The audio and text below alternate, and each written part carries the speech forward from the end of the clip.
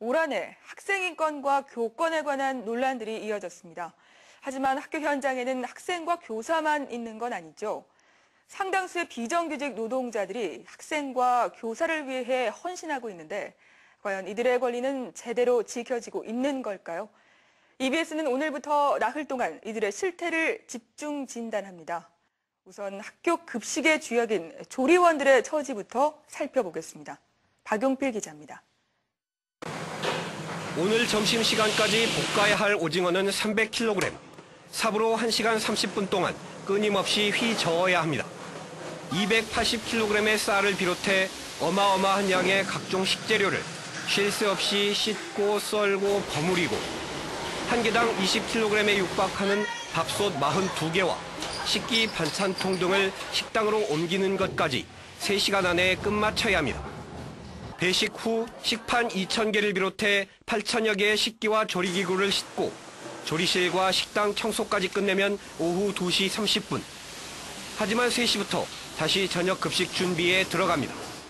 하루 12시간 동안 단 30분을 쉬며 이들이 들어올리는 무게는 1인당 8.5톤. 1톤 트럭 8대 분량의 무게입니다. 이 손이 이렇게 안 펴져요. 아침에 안 펴져요. 토요일마다 하루 종일 그냥 누워 있어요. 그 정도로 힘들고 많이. 이렇게 일을 하고 한 달에 받는 돈은 고작 8, 90만 원 선. 근무한 지 1년이 됐든 10년이 됐든 똑같습니다. 19년 차 된 사람조차도 100만 원이 안 돼요. 생계 유지가 제대로 될 리 없습니다. 그래서 주말에는 부업을 하는 경우도 다반사. 주말도 없이 계속되는 중노동에 시달릴 수밖에 없습니다. 하루 종일 24시간 일해도 그 자리구나. 피해감도 많이 느끼고 자괴감도 많이 느끼고 원래 이런 거 아니었는데. 이러다 보니 몸이 상한 사람이 드뭅니다. 조리원 87%가 근골격계 질환을 앓고 있고 위험 요소가 많은 조리실 노동 환경상 크고 작은 부상을 입는 경우도 60%에 달합니다. 이 석회가 되게 딱딱해지거든요. 그래서 이거를 다시 하니까 이거 깨는 그 투석기가 있는데 그거 한 번 사용이요. 보험이 안 돼서 20만 원이에요. 하지만 산재 처리의 혜택을 받는 경우는 10%에 그칩니다. 결국 알아서 치료를 해야 하는 경우가 대부분이지만 이마저도 쉽지 않습니다. 인원이 턱없이 부족하다 보니 동료들과 학교 측의 눈치가 보여 병가조차 마음대로 내지 못하는 형편입니다. 조리원들의 1년 평균 병가나 휴가 사용 일수는 기껏해야 이틀에 불과합니다. 정말 아주 진짜 어디가 딱 부러져서 못 일어나면 하는 나왔는데 몸이 부서지는 고통과 생활고.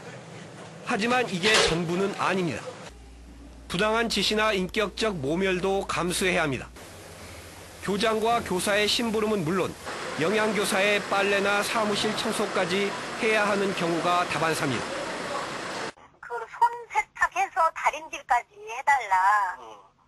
점심시간에 식판을 가지고 점심을 교장실까지 갖고 오라는 얘기가 있어요. 아이들의 건강한 밥상을 위해 비지땀을 흘리는 조리원들. 하지만 그 대가는 골병든 몸과 생활고 그리고 자괴감뿐입니다. 아이들한테 상당히 미안한 부분은 정말 정성을 다해서 이렇게 해야지 되는데 정신적으로까지 이렇게 힘들게 하는 상황이기 때문에 그렇게 못한다는 거. EBS 뉴스 박용필입니다.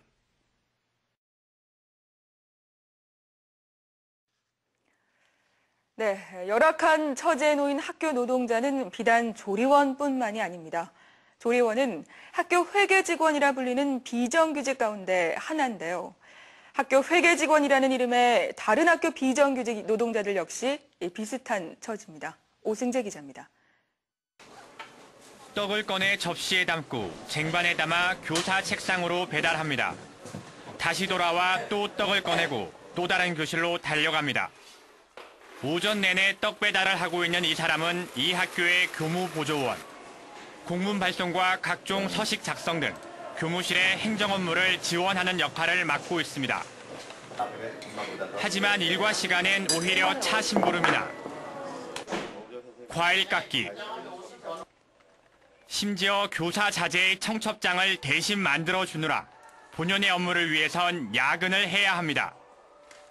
뭐 부침개 정도? 뭐 이런 것까지도 다 해먹고 그래서 학교라기보다는 조금 가정 불안한 느낌?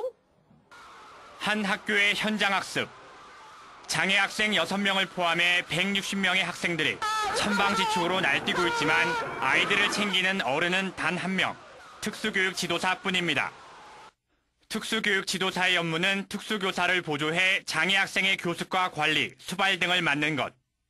하지만 정작 특수교사는 아예 현장 수업에 참여하지도 않았고 다른 담임교사들도 구경에만 열을 올리고 있습니다.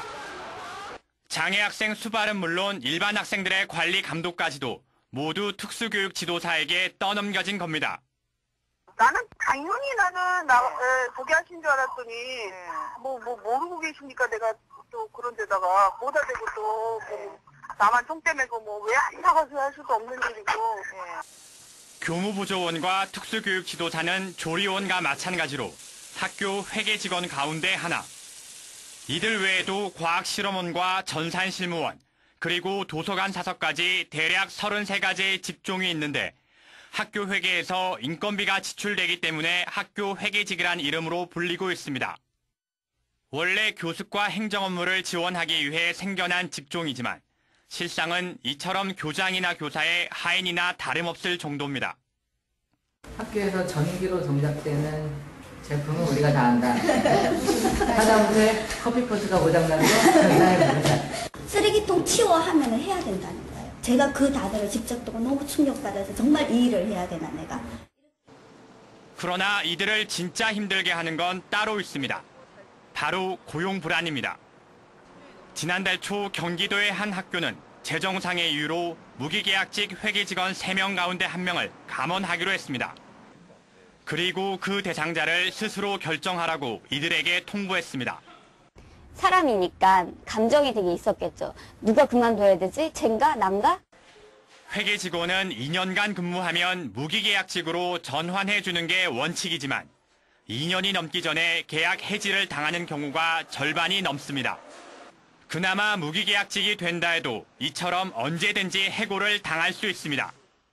취재진이 회계직 700명을 대상으로 설문조사한 결과 응답자의 81%가 해고 위협을 느끼는 것으로 나타났습니다. 실제 행정사무 업무의 경우 근속기간이 3년이 넘는 회계 직원이 전체의 37%에 불과했습니다. 교육에 이바지한다는 자부심으로 묵묵히 자기 자리를 지키는 학교 회계 직원들. 하지만 그들을 둘러싼 환경은 그 자부심을 지키기엔 너무나도 열악해 보입니다. EBS 뉴스 오승재입니다.